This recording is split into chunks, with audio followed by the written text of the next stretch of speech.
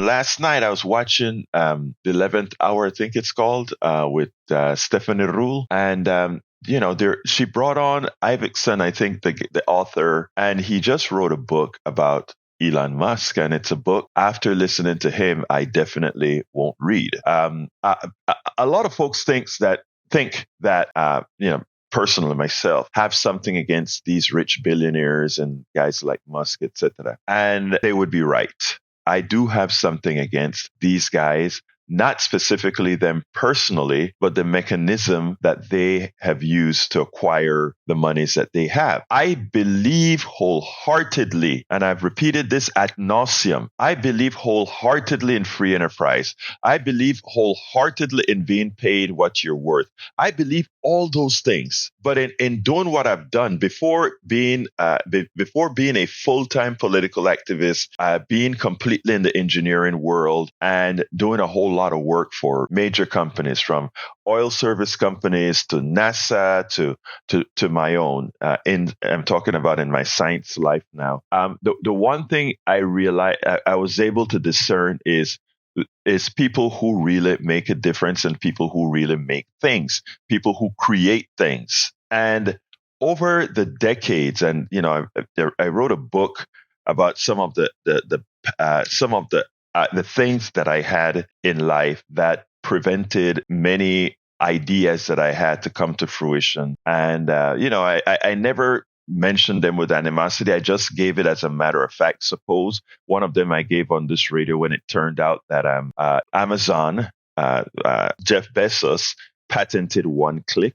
Wrote about that in my book, As I See It, Class Warfare, the Only Resort to Right-Wing Doom. I wrote about that article in one of my chapters because it had to do with patents and how the patent system and the capital system really harms the vast majority of people who are themselves innovative.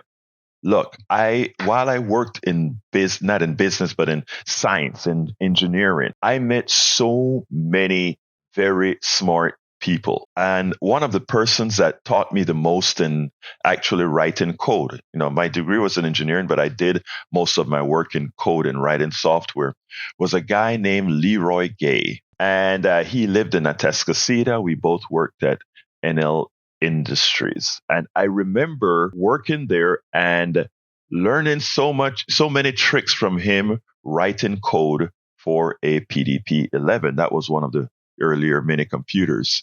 And I remember being in awe of this guy because, I went to the University of Texas, man.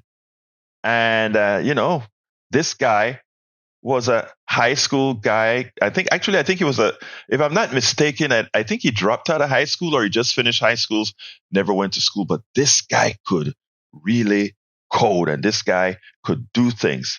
Guy, not a rich guy, never had capital, never made it into management, never did all of that. But all of the technology involved in this login system, what we did is we wrote the software that the tools used that were in the borehole of an oil well to do a lot of things, determine the centralization of the casings and all that kind of stuff. And he was the one who wrote a lot of that code. And then I came on board and I wrote quite a bit of the code that worked on the Bond tool, the Sonic tool, etc. And but again, I learned so much from Leroy, and it started to get me into thinking what value human values and these sort of things is, because I remember how this guy many a times were taken for granted, and he didn't fit the particular pecking order, right? So I noticed how much, I moved on to other companies and worked with a lot of smart engineers, right from the pipe industry right up into NASA. I remember being at NASA, and the highest paid folk at NASA were the ones who worked the least. We worked on the space station project, and we came up with all kind of idea. I worked on something called the apps project. It was an application management project that was to centralize computers on the space station so that we could have the Apollo speaking to the Apollo computer speaking to the PC, which had just recently come out, speaking to the Mac, etc. And I wrote this stuff called the TIFM module, interface that actually made those three things connect together. But all the people doing the work were not the people with the best pay, were not the people that were getting the accolades. You go into a meeting, and the meeting was set up where the guys who pretty much, management and didn't know much were the ones sort of directing things. And okay, fine. I understand that you have to have the management that hold all these things together. And then you have the nerds and all of us that are doing the work, but at a certain level, understood.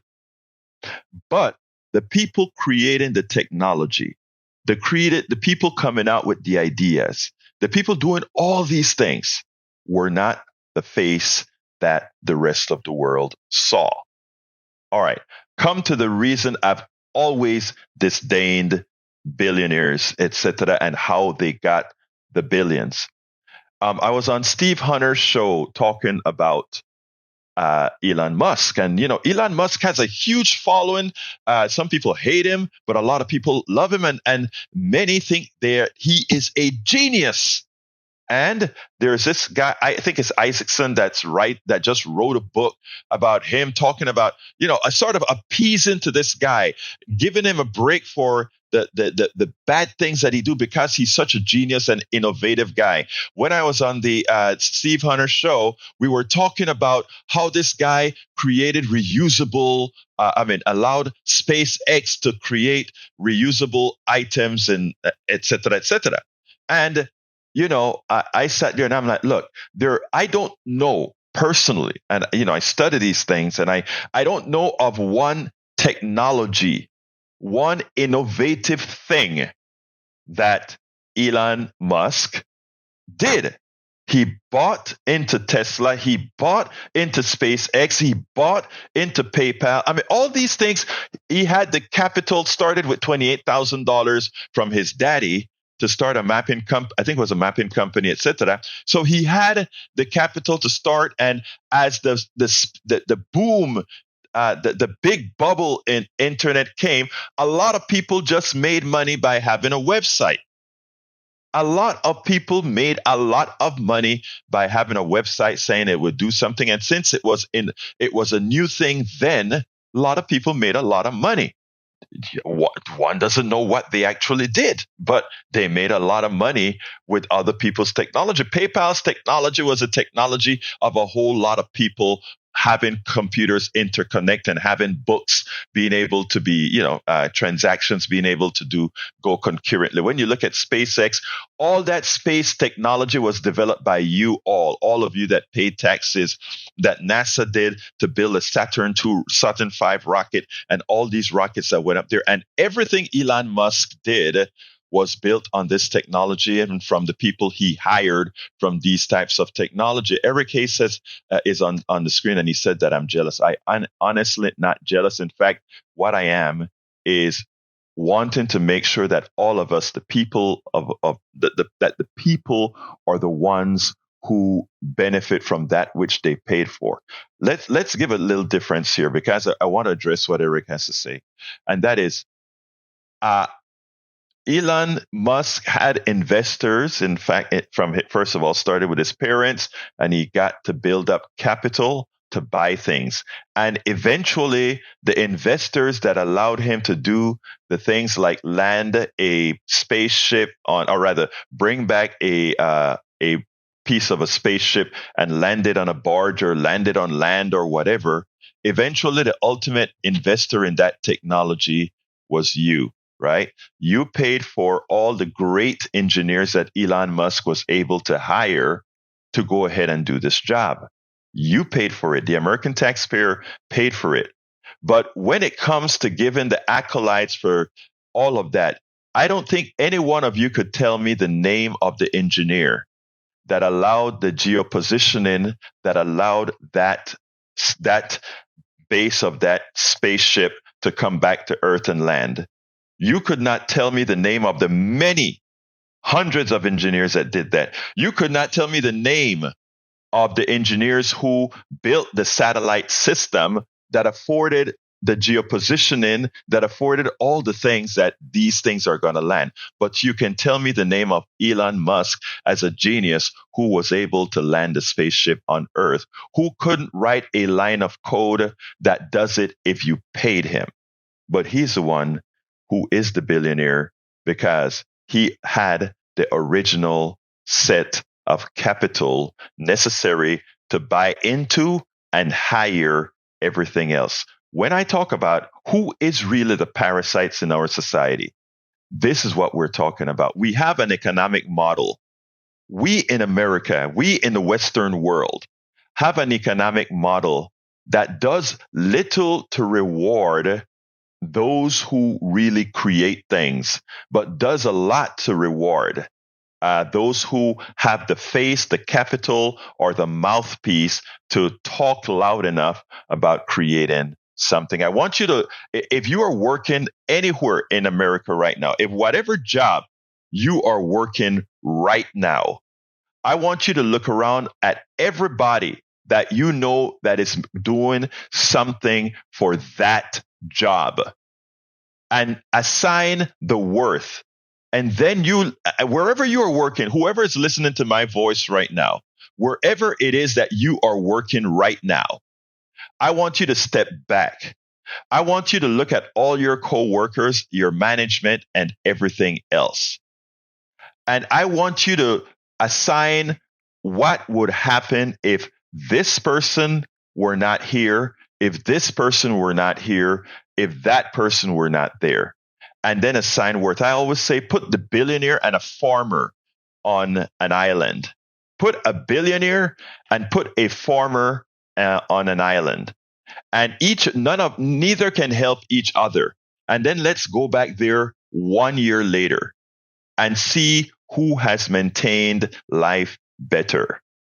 It is so important that we understand that, because one of the reasons we have allowed billionaires to run our country, one of the reasons we have allowed billionaires to do all the things is that we have learned to believe. Notice I've said we've learned to believe that they offer something we can't, when it's the other way around. They depend on us for everything, but they get the spoils.